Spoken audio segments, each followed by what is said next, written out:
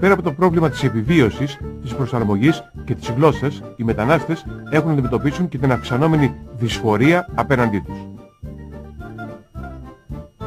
Παρότι η Αμερική είναι χώρα μεταναστών, οι Αμερικανοί απεχθάνονταν τους μετανάστες, ιδίως όσους προέρχονταν από τις φτωχές χώρες του Ευρωπαϊκού Νότου. Americans who didn't like immigrants, the Immigration Restriction League was out to stop immigrants. They didn't want Southern Europeans, they didn't want Eastern Europeans, they didn't want to see Jews or Catholics or anybody else. Washington, Adams, Jefferson, what race were they? Who were they? Were they Greeks and Italians and Spaniards? Were they Roman Catholics? No. We want the same people that brought our heritage, that created this nation.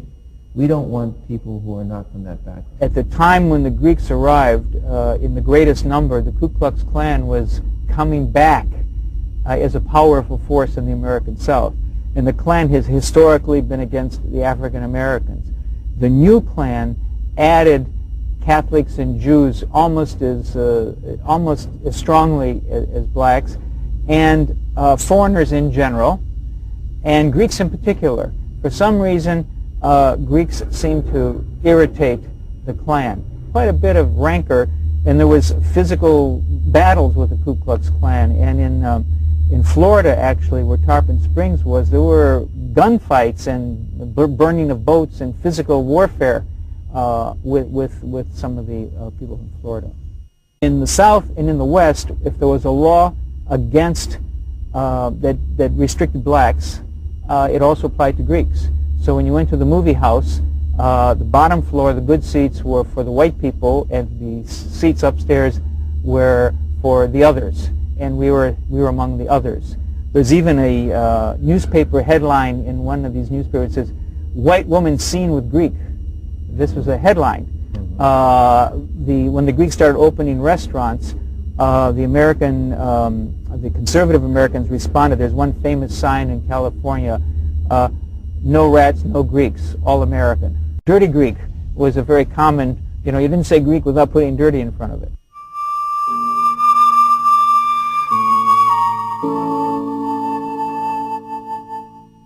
Μια μερίδα πολιτών και μέσων ενημέρωσης αρχίζουν να κατηγορούν τους Βρωμοέλληνες για όλα τα κακά της αμερικανικής κοινωνίας, για τις ασθένειες, την βρώμα και την αυξανόμενη εγκληματικότητα. Η αστυνομία τους βάζει στο στόχαστρο. Στο Σικάγο, σύμφωνα με τα επίσημα εγκληματολογικά χρονικά, οι Έλληνες καταλαμβάνουν 3 πρώτες θέσεις ανάμεσα σε όλους τους μετανάστες. Πρώτη στους βιασμούς και στις απαγωγές, στη διασάλευση της δημόσιας τάξης και στις συλλήψεις από την αστυνομία, με μεγάλη διαφορά μάλιστα. The statistics grew and increased, so suddenly it made the Greeks look like criminals, because the Greeks were always breaking public ordinances. And there's some truth to that, because there's a basis for it. In the old Greek towns, used to be male-dominated, and just like in the Chinatowns, wherever there's lots of males, well, there's going to be a little gambling, there's going to be a little prostitution, that's where the criminals may gather. So there is a connection of the Greeks to the underworld, but again on the fringes rather than as the organizers, and you see that in the movies quite a bit. Ασφαλώς μεταξύ των Ελλήνων υπήρχαν αρκετοί εγκληματίες, αλλά με τη σειρά τους οι Έλληνες μετανάστες υπήρξαν θύματα προκατάληψης και στερεοτύπων που είχαν δημιουργηθεί σε βάρος τους. The Greeks were usually associated with petty crime. Very often it was with the kathinion, because the police couldn't understand why all these men were sitting around drinking coffee. They thought for sure something else is going on. They were constantly raiding the coffee houses, and if they found them playing cards, or they had a dancer, or they were doing something, they arrested them for an illegal cabaret or for illegal gambling. So there were lots of little arrests which didn't mean anything. Greeks were often peddlers. That was a typical job for a Greek immigrant. Selling fruits and vegetables in the street, selling candies and sweets. It was typical. The Greeks really were discriminated against because of their peddling, and they received many tickets from the police and were harassed by the police.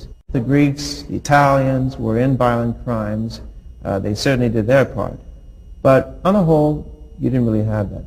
But discrimination and prejudice made them seem much worse than what they were. Because, remember, there were strong racist groups at that time trying to cut immigration.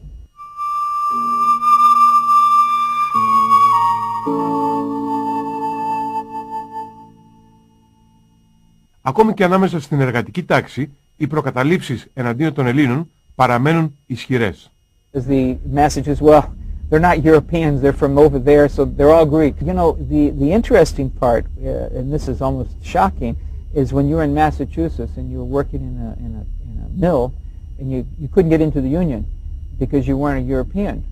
So the Greeks formed their own unions with Turks, Albanians, and Greeks had a union because they saw that they were together and they had a struggle against the others as a group. Ανάμεσα στους λευκούς εργάτες και τα συνδικάτα που φτιάχνουν οι Έλληνες, οι συγκρούσεις είναι συχνές.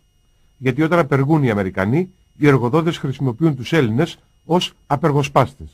Strike, they say, we don't need you, we'll hire these Greeks. You know, a case like this happened in the year 1909 in Omaha. They weren't contract laborers, but they were brought in to break a strike. And that caused so much animosity in Omaha, Nebraska, that the Greeks were chased out of Greektown. And one of the great signs of discrimination against the Greeks. Την αφορμή για τα επεισόδια δίνει ο Γιάννης Μασουρίδης, ένας μετανάστης στην πόλη Ομάχα, στην πολιτεία της Νεμπράσκα, που σκοτώνει έναν αστυνομικό μετά από μια λογομαχία.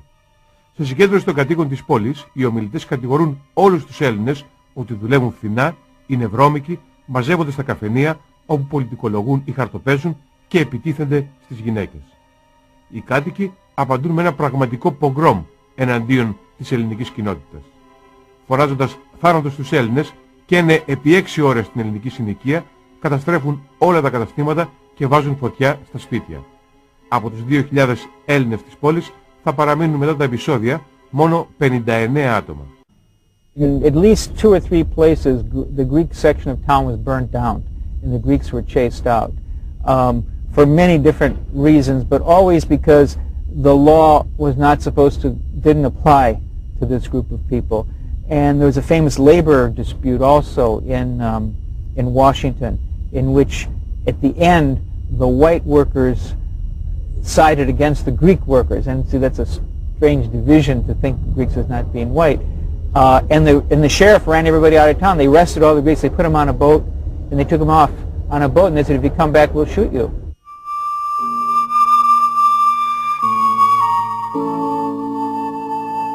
Κάτω από την πίεση της κοινής γνώμης, η αμερικανική κυβέρνηση περιορίζει ακόμη περισσότερο τη μετανάστευση, ιδίως από τις φτωχές χώρες της Νότιας Ευρώπης. Σύμφωνα με ένα νόμο που ψηφίζεται το 1921, μόνο 100 Έλληνες το χρόνο έχουν το δικαίωμα να μεταναστεύσουν στις Ηνωμένες Πολιτείες. Πολλοί διαλέγουν το δρόμο της παρανομίας. Θα χρειαστούν 2 ακόμη δεκαετίες και ένας παγκόσμιος πόλεμος για να αλλάξει η στάση των Αμερικανών. During World War II, the image of Greeks changed. Only when Mussolini was defeated in Greece with the Ohi, that Greeks sort of came out and began to assert who they were.